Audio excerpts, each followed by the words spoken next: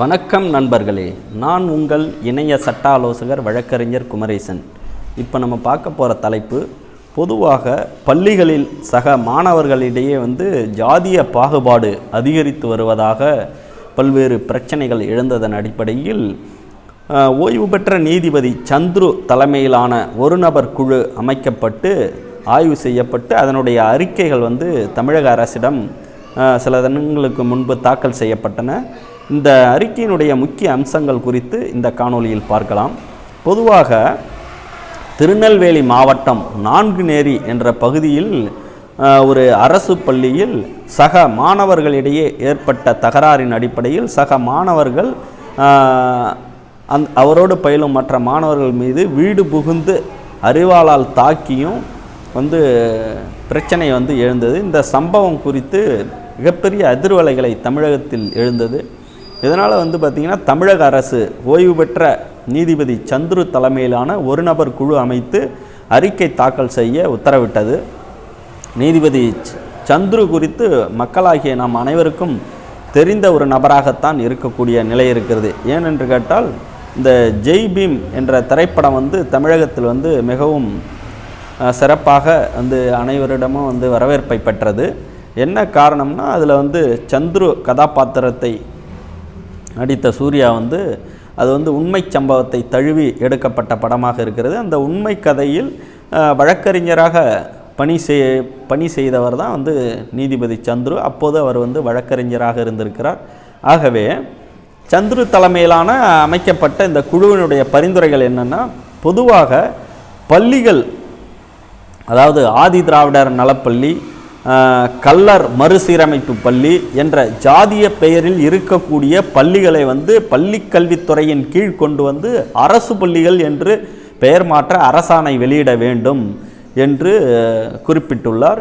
மேலும் ஆதி திராவிடர் நலத்துறை, பழங்குடியினர் நலத்துறை, பிற்படுத்தப்பட்டோர் நலத்துறை, இதுபோன்ற பெயர்களில் உள்ளடக்கிய நலத்துறைகளை பள்ளிக்கல்வித்துறையின் கீழ் கொண்டு அரசு பள்ளி என்ற பெயரில் அதை நடைமுறைப்படுத்த வேண்டும். மேலும் இந்த ஆசிரியர்கள் ஒரு குறிப்பிட்ட ஜாதி அதிகமாக வசிக்கக்கூடிய வாழக்கூடிய பகுதிகளில் அதே சமூகத்தை சார்ந்த ஆசிரியர்களையோ தலைமை ஆசிரியர்களையோ அல்லது மாவட்ட கல்வி அலுவலர்களையோ மாவட்ட முதன்மை கல்வி அலுவலரையோ நியமிக்கக்கூடாது. குறிப்பாக 2 ஆண்டுக்கு ஒரு முறை ஆசிரியரை மாற்றம் செய்துவிட வேண்டும் என்று இந்த பரிந்துரையில் குறிப்பிட்டிருக்கிறார்கள். ஆசிரியரை பணிக்கு சேர்க்கும் போதே ஜாதிய பாகுபாடு குறித்து அவருடைய நிலைப்பாடு எவ்வாறு இருக்கிறது என்பதை ஆய்வு செய்ய வேண்டும். அந்த ஆசிரியர்களுக்கு உரிய பயிற்சி அளிக்க வேண்டும். பொதுவாக பள்ளிகளில் சமூக ஜாதிய பாகுபாடு, அதை எவ்வாறு தடுப்பது, மேலும் இந்த பாலியல் வன்கொடுமையை எவ்வாறு தடுப்பது, போதைப்பொருள் வழக்கத்தை எவ்வாறு தடுப்பது என்பது குறித்து ஆசிரியர்களுக்கு பயிற்சி தர வேண்டும். மேலும் பள்ளிகளுக்குள்ளார மாணவர்கள் செல்போன் கொண்டு வருவதை தடை விதிக்க வேண்டும். அதற்கு அடுத்தபடியாக மாணவர்கள் நெற்றியிலே திலகமிடுவது, கையிலே கயிறு கட்டுவது மற்றும் சைக்கிளிலே ஜாதிய அடையாளங்களை பதிவிடுவது, இது போன்ற நடைமுறைகள் தடுக்கப்பட வேண்டும் என்று குறிப்பிட்டதோடு, பள்ளியில் புகார் பெட்டி வைக்க வேண்டும். அந்த புகார் பெட்டியில் மாணவர்கள் தங்களுடைய குறைகளை புகார் தெரிவிக்கலாம். 2 வாரங்களுக்கு ஒரு முறை அந்த புகார் பெட்டியை திறந்து அதில் உள்ள மனுக்கள் மீது உரிய நடவடிக்கை எடுத்து தீர்வு காண வேண்டும் என்றும் குறிப்பிட்டிருக்கிறார். பொதுவாக துவக்க பள்ளிகள் உள்ளாட்சி நிர்வாகத்தின் கீழ் கொண்டு வர வேண்டும். அந்த துவக்க பள்ளிகளை பணி அமர்த்துதல், பணி நீக்குதல், நியமித்தல் போன்ற அதிகாரங்களை பொதுவாக ஊராட்சி ஒன்றியங்களிடம் ஒப்படைக்க வேண்டும் என்றும் இந்த பரிந்துரையில் குறிப்பிட்டிருக்கிறார். பொதுவாக அதாவது ஒரு வகுப்பறையில் ஸ்காலர்ஷிப் பெறுகின்ற மாணவர்கள் யார் என்று வெளிப்படையாக கேட்கக்கூடாது. அப்படி கேட்கக்கூடிய சூழலை தவிர்த்து விட வேண்டும். அதாவது ஜாதிய அடையாளங்கள், ஜாதிய பெயரை வைத்து ஒரு மாணவரை அழைக்கக்கூடாது. அதுபோன்ற வருகை பதிவேட்டிலும் ஜாதிய பெயர் அடையாளங்களோடு அவருடைய பெயர் இருக்கக்கூடாது. இது போன்ற பரிந்துரைகளை எல்லாம் ஒவ்வொன்றாக அவர் தெரிவித்திருக்கிறார். இது எல்லாம் இந்த ஜாதிய பாகுபாடுகளை மாணவர்களிடையே களைந்து மத நல்லிணக்கத்தை ஏற்படுத்த வேண்டும் என்ற நோக்கத்தின் அடிப்படையில் தான் இந்த பரிந்துரைகள் இருக்குது. பொதுவாக பள்ளிகள் வந்து அரசு பள்ளியாக இருக்கட்டும் அல்லது தனியார் பள்ளியாக இருக்கட்டும் ஜாதிய பெயரில் இருக்கக்கூடாது. அதை வந்து உடனே தடை விதித்து அரசாணை வெளியிட வேண்டும் என்பது தான் அவருடைய முதன்மையான இது அறிக்கையில் வந்து தெரிவித்திருக்கிறார். அப்போ மாணவர்கள் இளம் வயதிலே வந்து கல்வி பயில வேண்டும், அவர்களுக்கு வந்து அறநெறி வகுப்புகளை வந்து நடத்த வேண்டும் என்றும் இந்த பரிந்துரையில் குறிப்பிட்டிருக்கிறார். மேலும் இந்த ஆசிரியர்கள், தலைமை ஆசிரியர்கள் வந்து பட்டியலின பழங்குடியின மாணவர்களிடம் எவ்வாறு நடந்து கொள்ளுகிறார்கள் என்பதை ஆய்வு செய்து ஆண்டறிக்கை தயார் செய்ய வேண்டும் மற்றும் ஆசிரியர்களுக்கு நடத்தை விதிமுறைகளை வந்து இது சம்பந்தமாக உருவாக்க வேண்டும் என்றும் தெரிவித்திருக்கிறார். மேலும் ஜாதிய பாகுபாடு சம்பந்தமாக பிரச்சனைகள் ஏற்படுவதை முன்கூட்டியே தடுக்க அது சம்பந்தமான நுண்ணுரிவு பிரிவினை வந்து அரசு உருவாக்கி அதில் வந்து நடைமுறைப்படுத்தி அந்த பிரச்சனையை முன்கூட்டியே தெரிந்து அதை வந்து களைவதற்கு நடவடிக்கை எடுக்க வேண்டும். இது போன்ற நடைமுறைகளை ஒவ்வொன்றாக வந்து சொல்லியிருக்கிறார். அவர் கிட்டத்தட்ட 650 பக்க அறிக்கைகளை வந்து தமிழக அரசிடம் தாக்கல் செய்ததாக தெரிகிறது. அதில் வந்து முக்கிய அம்சங்களை வந்து நம்ம இதில் கோடிட்டு காட்டியிருக்கோம். பொதுவாக இது போன்ற நடைமுறைகளை வந்து சமூகத்தில் வந்து அரசாங்கம் வந்து அதை நடைமுறைப்படுத்தும் போது மேலும் வந்து அந்த கல்வியின் தரம் மேம்பட்டு மாணவர்களிடையே ஜாதிய பாகுபாடு கலைந்து மத நல்லிணக்கம் ஏற்பட்டு அவர்களுடைய கல்வியினுடைய தரம் மேலோங்குவதற்கு ஒரு வாய்ப்பாக இருக்கிறது.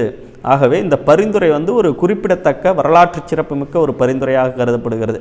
பொதுவாக மாணவர்கள் பெற்றோர்கள் அதாவது இடையிலான உறவு வந்து ஒரு நல்ல பிணைப்பான உறவாக இருக்க வேண்டிய நிலை இருக்கிறது. என்ன கேட்டிங்கன்னா, மாணவர்கள் வந்து ஒரு டீமாக குரூப்பாக சேர்ந்து கயிறு கட்டிக்கிட்டு இதர மாணவர்களை வந்து அவர்களுக்குள்ளாக தாக்கி கொள்கிறார்கள்.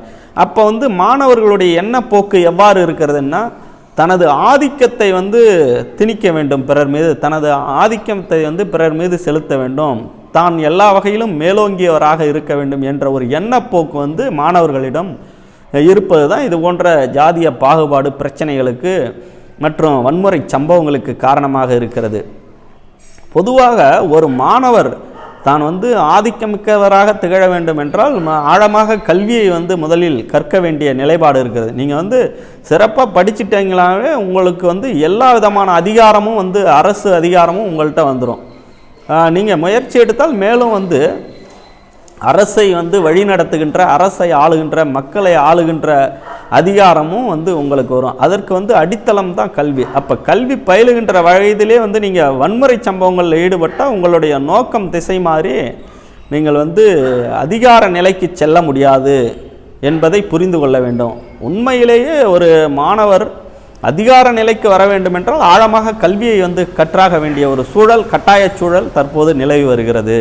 ஆகவே இதை வந்து தற்காலத்தைய மாணவர்களும் பெற்றோர்களும் நன்கு தெரிந்து கொண்டு பெற்றோர்கள் உரிய அதாவது அட்வைஸை வந்து மாணவர்களுக்கு வழங்கக்கூடிய கட்டாய சூழ்நிலையில் இருக்கிறார்கள். அதுபோன்ற ஆசிரியர்களும் உரிய வழிகாட்டுதலை மாணவர்களுக்கு வழங்க வேண்டும். இதுபோன்ற இந்த ஓய்வு பெற்ற நீதிபதி சந்துரு அவர்கள் இந்த நல்லிணக்கத்தை ஏற்படுத்துவதற்காக பரிந்துரை செய்து அறிக்கை 650 பக்க அறிக்கை ஒரு நபர் குழு ஆணையத்தினுடைய அறிக்கையை வந்து தாக்கல் செய்திருக்கிறார். இந்த அறிக்கையின் அடிப்படையில் உரிய நடவடிக்கைகளை தமிழக அரசு உடனடியாக மேற்கொண்டு ஜாதிய பாகுபாடுகளை இளம் வயதில் மாணவர்களிடையே கலைந்து மத நல்லிணக்கம் கொண்ட ஒரு நல்ல சமூகம் உருவாக வந்து தமிழக அரசு உத்தரவு பிறப்பிக்க வேண்டும் அப்படிங்கிறதான் இந்த காணொலியில் நம்ம தெரிவிக்க வேண்டிய கருத்து. மேலும் நண்பர்களே, இது போன்ற சட்டம் சம்பந்தமான தகவல்களை நாம் மக்களிடையே பதிவு செய்து வருகிறோம். சட்டம் விழிப்போடு இருப்பவருக்கே துணை நிற்கிறது என்ற கோட்பாடு நிலவுவதால் சட்டத்தின் அடிப்படை கூறுகளை மக்களிடையே பரவலாக்கி சட்ட விழிப்புணர்வை ஏற்படுத்த வேண்டும் என்ற நோக்கத்தின் அடிப்படையில் இந்த காணொலி பதிவிடப்படுகிறது. உங்களுக்கு சட்டம் சம்பந்தமான சந்தேகங்கள் இருந்தால் கமெண்ட் பாக்ஸில் தெரிவிங்க, அல்லது திரையில் இருக்கக்கூடிய நமது வாட்ஸ்அப் எண்ணுக்கு தெரிவிங்க. அதற்கு உரிய பதில்களை அவ்வப்போது பதிவு செய்கிறோம் அல்லது காணொலிகளை பதிவு செய்கிறோம். இதில் கூறப்பட்ட தகவல்கள் உங்களுக்கு பயனுள்ளதாக இருந்தால் இதை லைக் பண்ணி உங்கள் நண்பர்களுக்கு ஷேர் பண்ணுங்கள். மறக்காமல் நம்ம சேனலை சப்ஸ்கிரைப் பண்ணி பெல் ஐக்கானை கிளிக் பண்ணுங்கள். அப்போ தான் நாங்கள் பதிவிடக்கூடிய சட்டம் சார்ந்த தீர்ப்புகள், அவ்வப்போது வெளிவருகின்ற நீதிமன்ற தீர்ப்புகள் அடங்கிய காணொலிகள் உங்களுக்கு உடனுக்குடனே வந்தடையும். மேலும் அடுத்து பயனுள்ள சட்ட தகவல்கள் அடங்கிய காணொலியில் உங்களை சந்திக்கும் வரை உங்களிடமிருந்து விடைபெறுபவர் நான் உங்கள் இணைய சட்ட ஆலோசகர் வழக்கறிஞர் குமரேசன். நன்றி, வணக்கம்.